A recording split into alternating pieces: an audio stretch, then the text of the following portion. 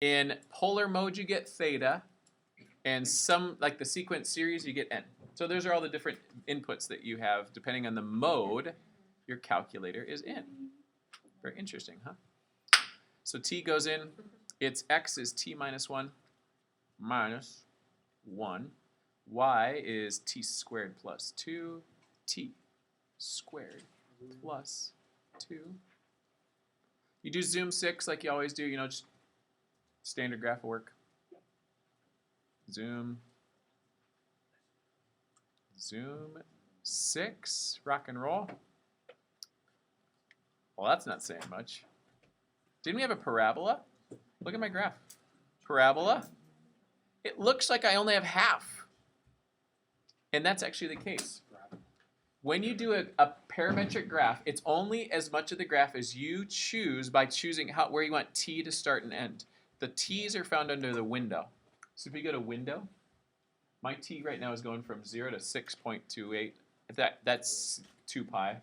Remember back, it kind of defaults to some trig stuff. But it'll go from, I want to go from -3, and I want it to go, that's not -3, is it? Let's go -3. Minus sign always messes me up. And to +3.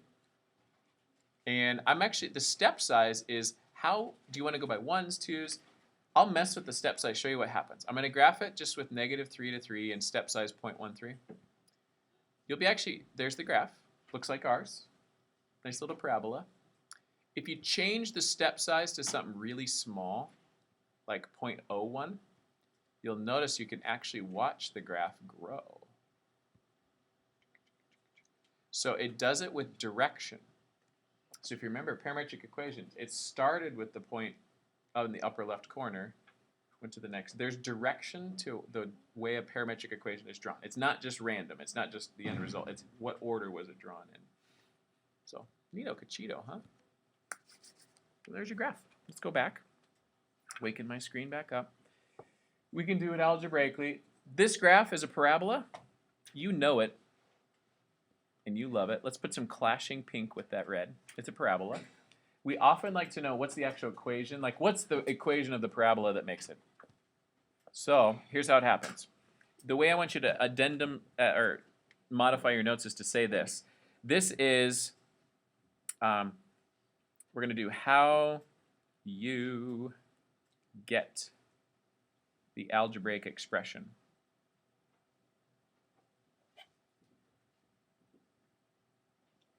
I'm going to show you how to do it. That's what this part 2 is about. There's 2-step process. Yeah, 3. 1, what you want to do is you want to isolate t. Isolate t in one of the functions. In one equation here. And that means I'm going to take x equals t minus 1, and I'm going to turn it into, by adding 1 to both sides, t equals x plus 1. Okay. 2, I'm going to sub that thing, that x plus 1, in for t in the other equation. And what you're going to find out is now I have an expression that has y equals something with x in it. That's the conversion. Basically, you're taking out the t's and putting in x's. You want to have an expression with y's and x's. So we can graph it the old-fashioned way. So 2 is sub into other EQ. Yeah. Yes, ma'am. Maybe I messed up. Did I do it wrong? -1. T plus 1, if you subtract 1 from both sides, you get -1. Good call. Good job, Sydney. So t minus 1, x minus 1, better? Sub it into the interior of the other. Thankfully, I haven't done that yet. And then t squared becomes x minus 1 squared plus 2. All good? We simplify. And I see a really nice little equation coming up. Do you see what I'm seeing? x squared plus minus 2x. And then it's plus 1 plus 2. Well, that's going off the screen. And that simplifies to y equals x squared minus 2x plus 3. That's the parabola that we drew in the upper left corner before. Isn't that nice? So it just gives you the function that you know and love. The deal is you can get it parametrically. This is the parametric representation of that, which has a direction to it. So we often put arrows. We'll go up to that function parametrically, and we'll put arrows that say, yes, it's built this way. It travels that way.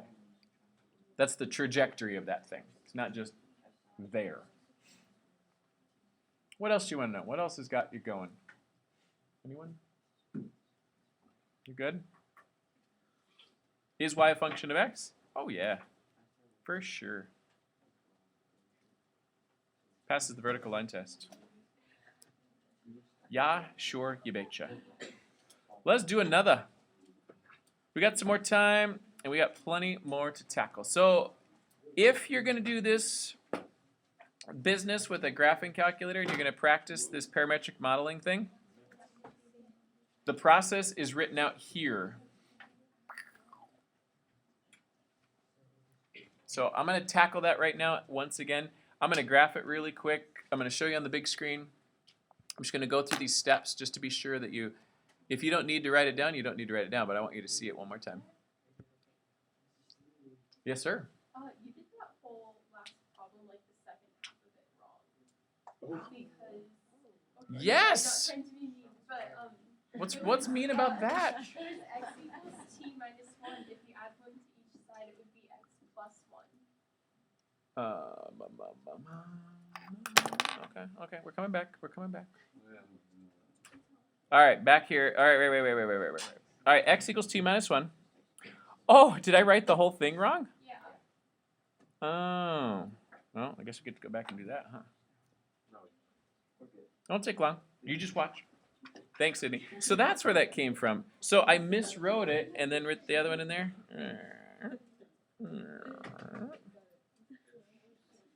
I can't believe you said I don't mean to be mean. Oh, you don't need this.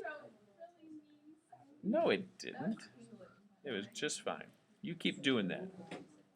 All right, x equals t minus 1. I copied it right this time. Add 1 to both sides. So somewhere in my brain, I wrote that one time, but I don't know. Yeah, who knows? There you go. And then we sub it in there. Nothing like seeing it again. It's always good to see it again. Square plus 2.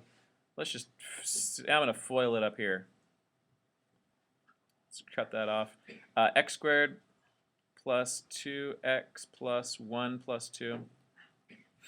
And then y equals x squared plus 2x plus 3. Is that good? Ooh. Fixed. Any other errors, you just bring them up. Back to my graph. Let's do this. X is t squared. Feel free to graph along with me. I'm going to tackle this number 3-ish problem. So get that be comfortable with parametrics. They're not hard, but there's a few nuances you want to know. T plus 1. Anyone need to borrow a calculator real fast? I have a couple. One right there. A few others. There's 2 up on my projector behind in the middle of the room. Do you know where to change your T? Yep. No. Oh, not mode gets you to parametric, but where do you change your T? Mr. T. Window. Yeah, it's window. There you can put in whatever T's you want. We're doing the same thing, -3 to 3. So, and I'm using a small step size only because it looks cool when you graph it. So if I go zoom 6, it slowly graphs the function for you. And for whatever reason right there, it did not actually graph the function for me. Why did you not do that? Did you see it? Didn't I just do the window? Where did it go? Isn't that bizarre? All right, here goes again. There we go. Awesome. That's what I'm talking about. That's the graph of it right there.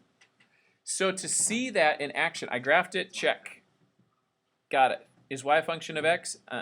Does not pass the vertical line test. Find an algebraic relation between these. We're going to do that substitution thing, and you're going to really, really hope. I'm going to choose to solve for t in the second equation this time.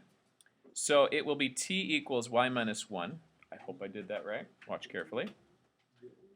And to finish this off, now I can go into the other equation with this y minus 1.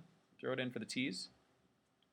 You get x equals y minus 1 quantity squared plus 2 times y minus 1.